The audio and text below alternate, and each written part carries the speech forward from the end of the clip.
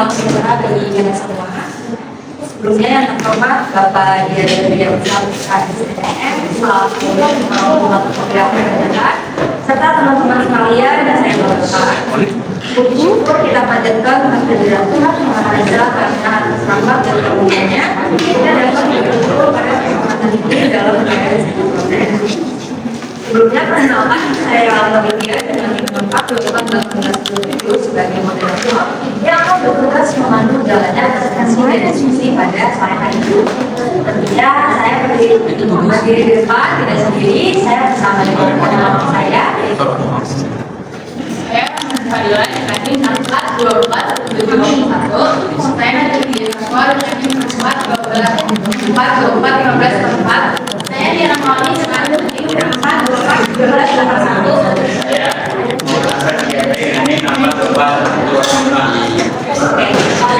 lagi langsung saja kita sekarang ini materi pertama akan disampaikan dan sebagai pembangunan tadi.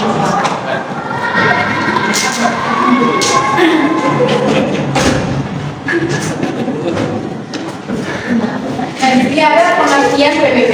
Nah, PBB apa sih? Pajak kendaraan atas bumi dan bangunan yang dikenakan terhadap orang pribadi atau badan yang secara nyata mempunyai hak memperoleh manfaat atas bumi dan memiliki, menguasai dan memperoleh manfaat atas bangunannya. Nah, ini ada subjek pajak dan wajib pajak. Subjek pajak PBB adalah orang atau badan yang secara nyata mempunyai suatu hak atas bumi dan atau memperoleh manfaat atas bumi dan atau memiliki penguasaan dan atau memperoleh manfaat atas bangunannya. Wajib pajak PBB adalah subjek pajak yang dikenakan kewajiban membayar pajak tanda bukti membayar atas pajak bukan merupakan bukti pemilikan hak. Ketentuan Dirjen Pajak tentang subjek PBB. Ketentuannya itu yang pertama ada subjek pajak A memanfaatkan atau menggunakan bumi dan bangunan milik orang lain di rumah B. Bukan karena suatu hak berdasarkan hukum atau bukan karena perjanjian. Maka dalam hal demikian A memanfaatkan atau menggunakan bumi dan atau bangunan tersebut ditentukan sebagai wajib pajak. Nah, yang kedua, suatu objek pajak yang masih dalam sengketa penyidikannya di pengadilan, maka orang atau badan yang memanfaatkan atau menggunakan objek pajak tersebut ditetapkan sebagai wajib pajak. Nah, yang ketiga, subjek pajak dalam waktu yang lama berada di luar wilayah tentang wajib pajak, sedangkan untuk peralatan wajib pajak tersebut dikuasakan kepada orang lain atau badan yang diberi kuasa dapat ditentukan sebagai wajib pajak. Nah, di sini ada objek pajak yang tidak dikenakan. Objek pajak yang tidak dikenakan PBB adalah objek pajak yang akan digunakan semata-mata untuk melayani kepentingan umum di bidang budaya, sosial, kesehatan, pendidikan, dan kebudayaan nasional yang tidak dimasukkan untuk memperoleh keuntungan. Yang B digunakan untuk hiburan, meninggal, berbakala atau yang sejenis dengan itu. Yang C merupakan hutan lindung, hutan suaka alam, hutan wisata, taman nasional, taman pembangunan yang dikuasakan oleh desa dan taman negara yang belum digunakan suatu yang digunakan oleh perwakilan diplomatik, konsultan, berdasarkan atas perlakuan lembaga. Yang E digunakan badan atau perwakilan organisasi internasional oleh yang ditentukan oleh Kementerian Keuangan. Objek yang tidak memperoleh keuntungan adalah objek pajak yang diusahakan untuk melayani kepentingan umum dan nyata-nyata tidak ditentukan untuk mencari keuntungan. Contohnya pesantren, madrasah, wakaf, dan RS.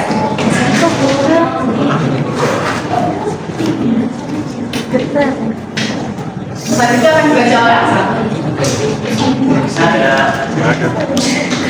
dapat pembebasan pajak terdapat pengertian tentang mengetahui kepastian bahwa pertama akan dalam atau bangunan tersebut nyata atau disebut faktor telah digunakan sebagai fasilitas umum atau sarana sosial.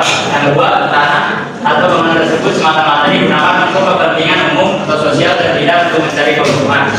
Yang ketiga, tanah dan atau bangunan tersebut dapat berstatus telah atau belum ditangkap oleh pengelola kawasan industri maupun real estate kepada pemerintah daerah setempat. Untuk mendapatkan kebebasan seperti objek pajak yang dikenakan biaya PBB, maka wajib pajak mengajukan surat permohonan kepada kantor pelayanan dengan PBB selepas dengan disertakan bukti surat dan keterangan atau gambar wajib saya sudah diperlukan.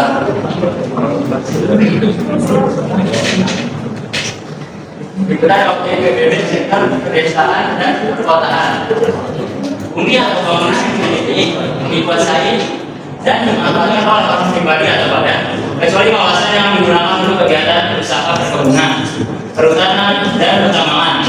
Pengalihan pengelolaan PBB sektor pedesaan dan perkotaan ke pemerintah kabupaten atau kota masih digunakan pajak pusat paling lambat sampai dengan 31 Desember 2019.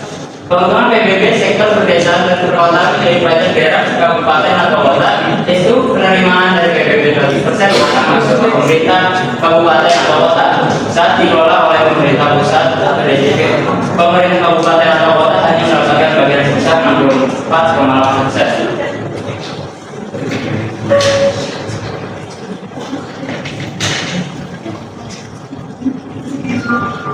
Dan berikutnya cara melaksanakan objek PBB pedesaan dan perkotaan.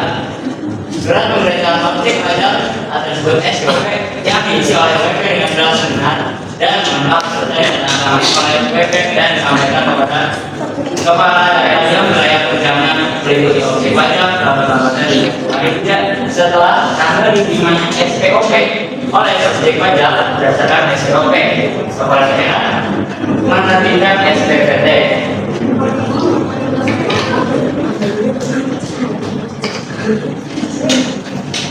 Yang selanjutnya itu ada ketentuan yang dimana NJOP TKP-nya paling sedikit sebesar 10 juta untuk setiap wajib pajak, dan NJOP digunakan untuk perhitungan PBB 2 atau sektor pedesaan dan perkotaan ditetapkan paling rendah 20% dan paling tinggi 100%. Jadi NJOP setelah dikurangi NJOP tidak pernah pajak tarif PBB P2 ditetapkan paling tinggi sebesar 0,5%.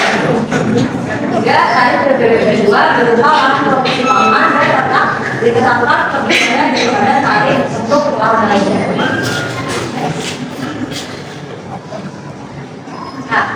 Nah, selanjutnya itu ada PBB sama dengan tarif 0,5% kali nilai jual sama pajak atau JKP-nya.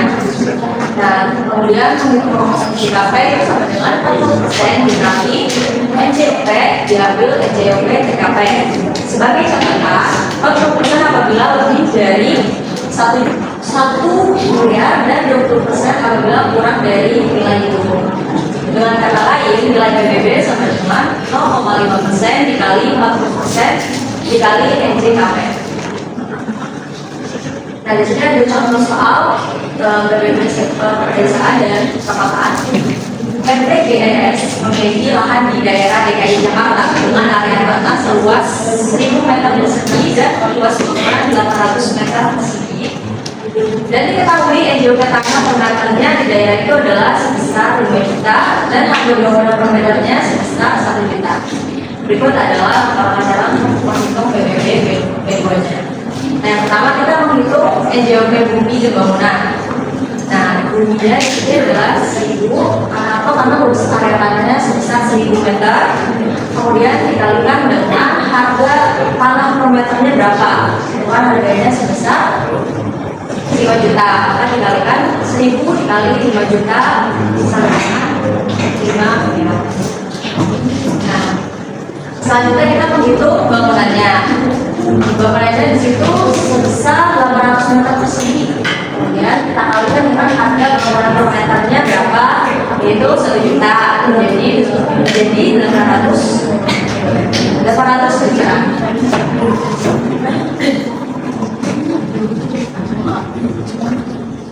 Nah, selanjutnya kita menghitung NJOP bumi bangunan. Rumusnya tadi adalah harga tanah per meternya ditambah dengan tadi juga perhitungan bumi ditambah dengan bangunan, jadi 5 juta 800. Nah, ditambah 400.000. Kemudian kita menghitung NJKP-nya. Tadi kan ketentuannya adalah 40% ya, jadi 40% dikalikan dengan 5 juta 800 dari hasil NJOP yang sebelumnya. kemudian area 12 juta, sudah kita keluar dan hasilnya jadi 2.315 juta 200 itu. Selanjutnya untuk menghitung BB rumusnya adalah 0,5% dari data keluar. Kita kalikan dengan hasil NDKP-nya sebesar 2.315.200.000. Hasilnya jadi 115.740.000. Itu kurang lebih 0.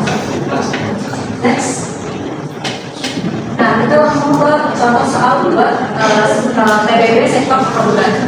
Diketahui area kebun berupa area yang sudah menghasilkan seluas 32.808.100 meter persegi dan harga tanah pasarnya tersebut A37 sebesar 10.000 per meter perseginya.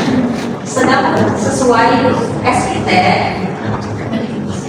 1.265,9 per meter persegi, area yang belum menghasilkan 200.000 meter persegi dan harga tanah pasarnya tersebut A37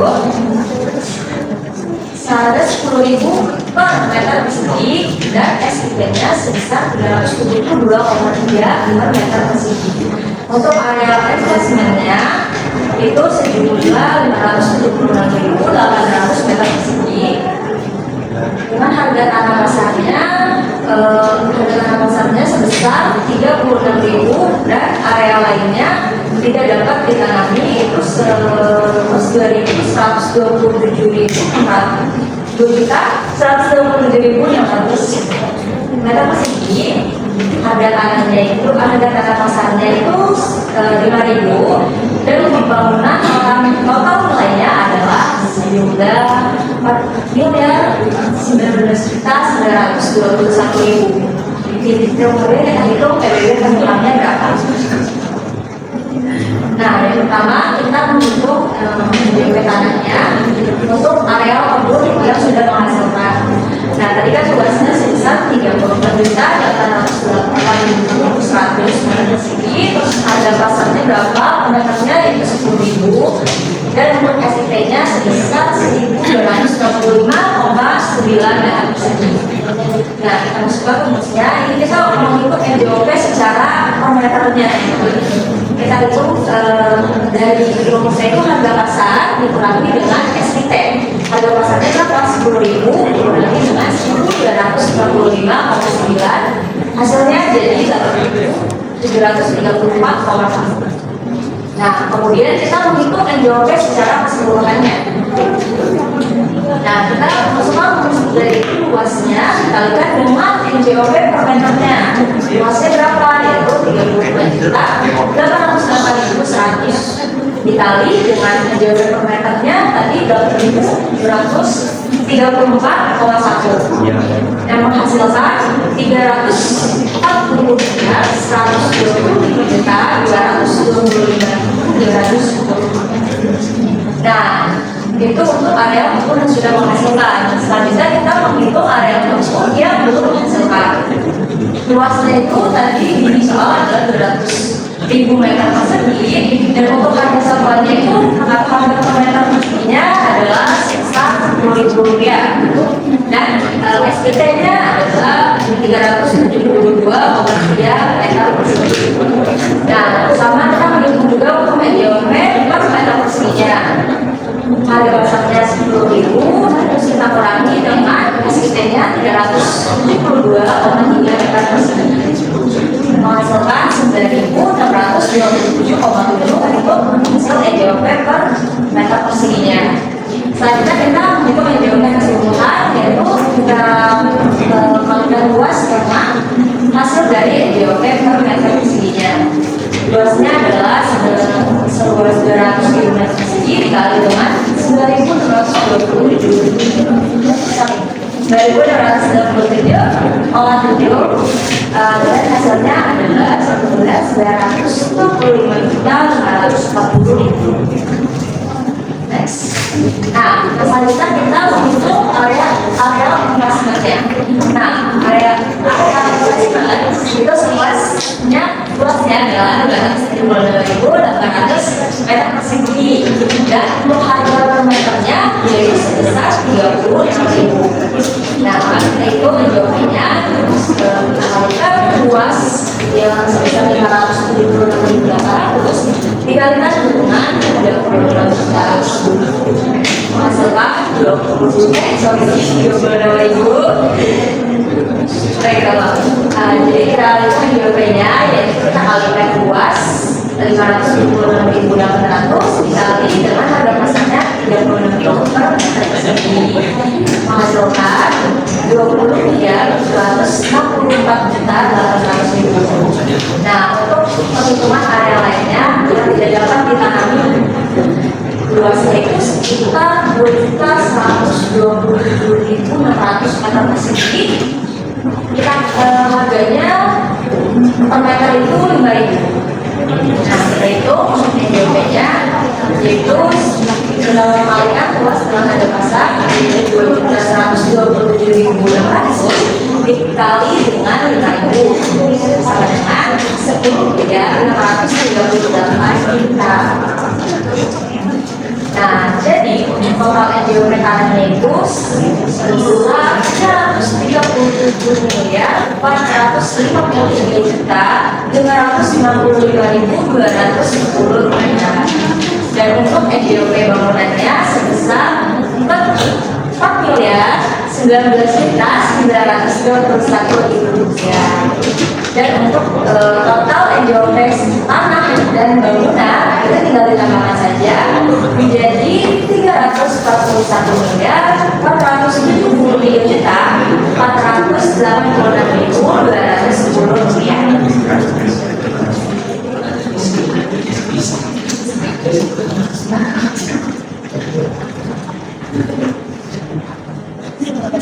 Dalam PPP sekitar penggunaan sistem sudah merupakan bahasa objek pada bumi dan bangunan yang meliputi adalah pengusahaan dan budaya kita. PPP digunakan untuk menghasilkan manfaat hutan dilakukan secara sah dan produktif.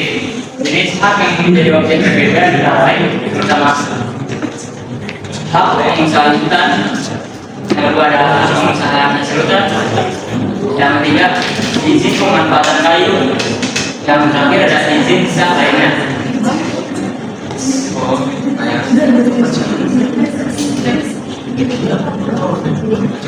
Dan keempat, alam produktif.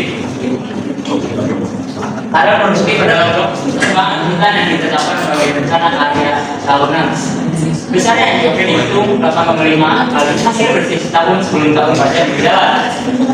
Hasil bersih setahun dihitung dari yang pertama pendapatan total hasil produksi dikali harga pasar kayu bulan plus 1 Januari tahun pajak berjalan. Yang kedua, gaya eksploitasi meliputi yang pertama pengembangan berupa tenaga kerja dan peralatan.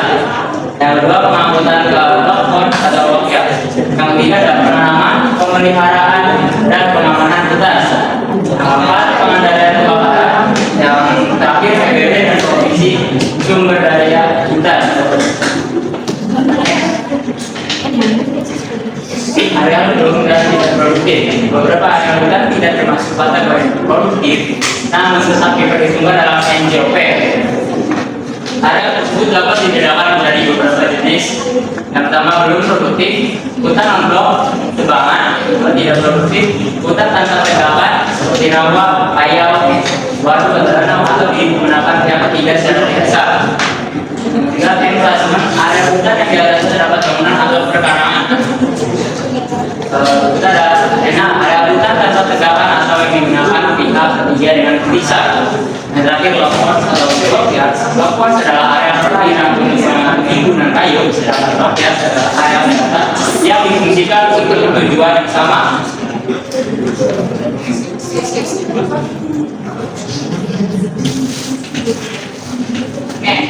Oke, di sini ada objek PBB sektor pengembangan. Nah, sektor pengembangan itu termasuk objek pajak bumi dan bangunan atau PPB yang meliputi area usaha penambangan bahan dari semua golongan. Bahan apa adalah mineral, biji, dan segala macam batuan. Kemudian yang merupakan pada Nah, bahan dalam itu terbagi menjadi tiga golongan. Yang pertama ada strategis. Strategis itu meliputi minyak bumi, aspal, gas alam, timah, nikel, batu bara. Dan yang kedua itu ada vital, meliputi boksit, tembaga, yodium, emas, timbal, seng, besi, maupun ramalan. Nah, yang ketiga itu ada batu kapur, tanah liat, pasir, tawas, asbes, dan granit.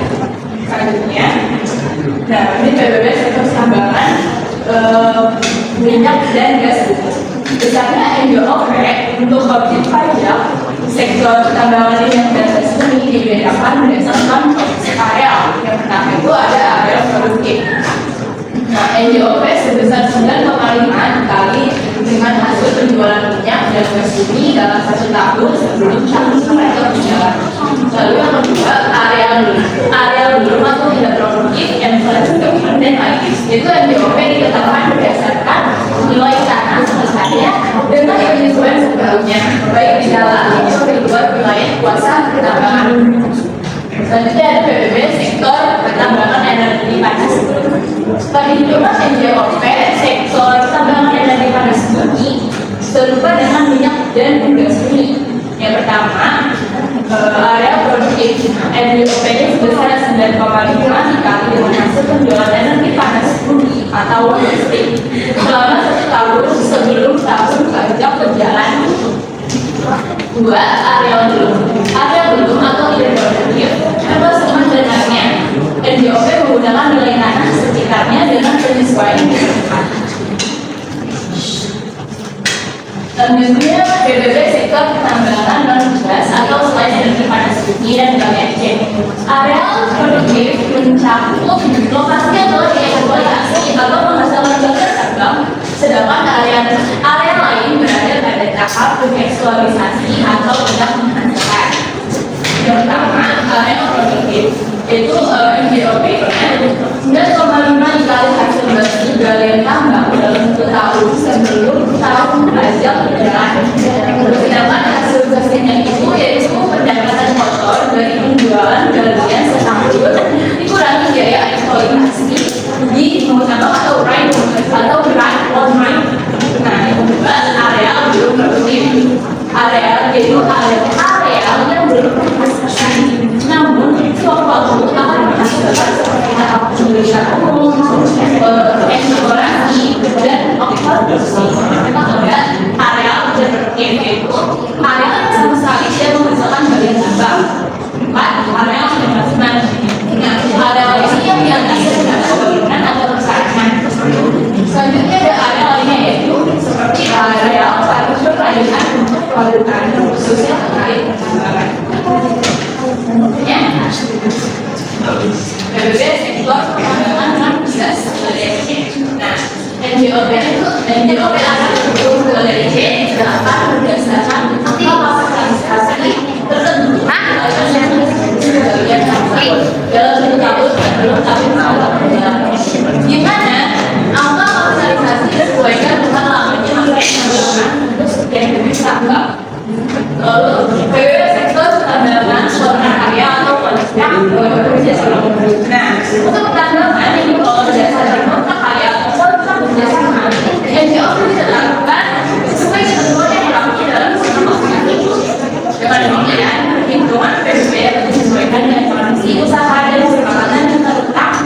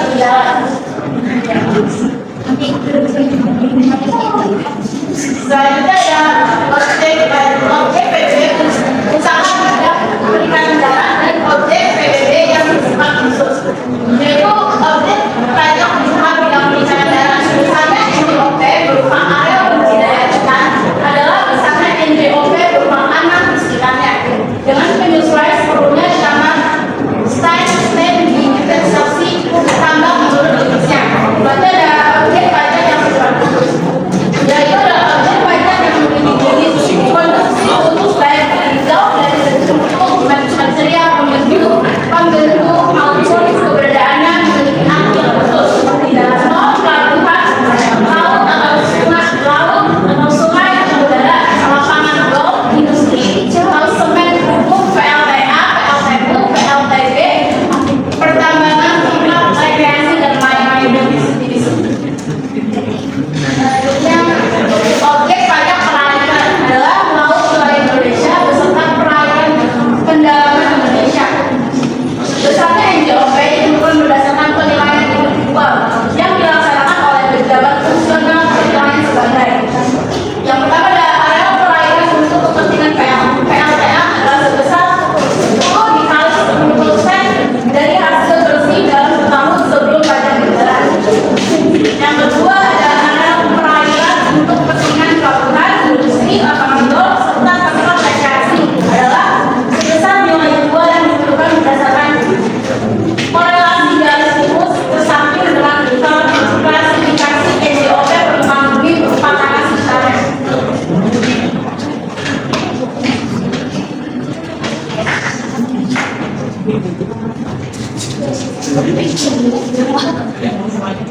Nah, di sini kesimpulannya pajak bumi bangunan atau PBB merupakan pajak kebijakan yang dikenakan atas bumi atau bangunan yang dikuasai dan atau dimanfaatkan oleh orang pribadi maupun badan serta menjadi salah satu sumber penting penerimaan negara dan daerah. Khususnya setelah pengelolaan PBB, sektor perdesaan dan peternakan dialihkan kepada pemerintah kabupaten atau kota. Penempatan subjek dan wajib pajak didasarkan pada pihak secara nyata memperoleh manfaat atas objek pajak dengan pengecualian bagi objek tertentu yang digunakan untuk kepentingan umum dan sosial.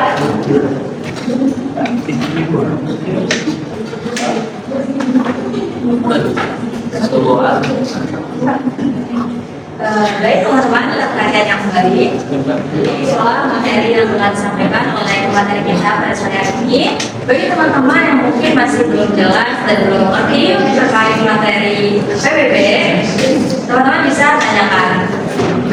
Untuk sesi tanya jawab, kita cuma membuka pertanyaan untuk dua orang peserta. Perkenalkan, nama saya Aulia dari kelompok 4. Mengapa dalam PBB pihak yang memanfaatkan atau menggunakan bumi dan atau bangunan dapat ditetapkan sebagai wajib pajak meskipun bukan pemilik sahnya? Saya Putri Apriliani dari kelompok 6. Mengapa areal belum produktif dan tidak produktif pada sektor kehutanan dan pertambangan tetap dikenakan PBB? Oke, terima kasih teman-teman yang sudah memberikan pertanyaannya. Maka dari itu, sekarang kami mendiskusikan jawabannya terlebih dahulu.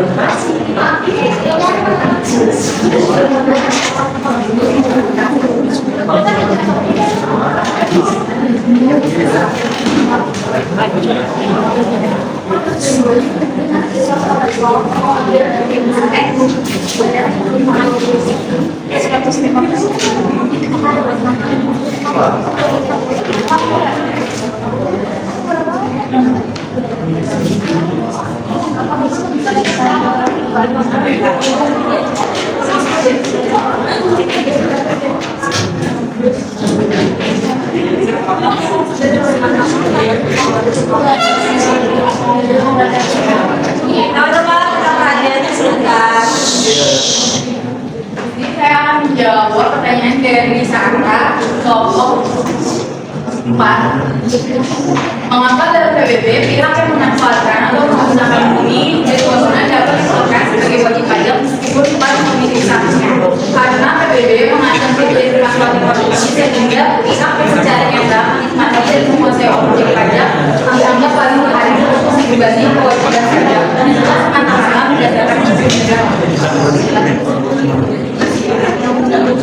Nah, selanjutnya, sini saya mau menjawab pertanyaan dari Bos, yaitu kelompok 6. Jawabannya itu karena meskipun belum menghasilkan, kalau itu tetap dikuasai, itu memiliki potensi yang memiliki kita ke depan. Dan kedua, negara itu tetap memandang sebagai obyek pajak yang berbeda.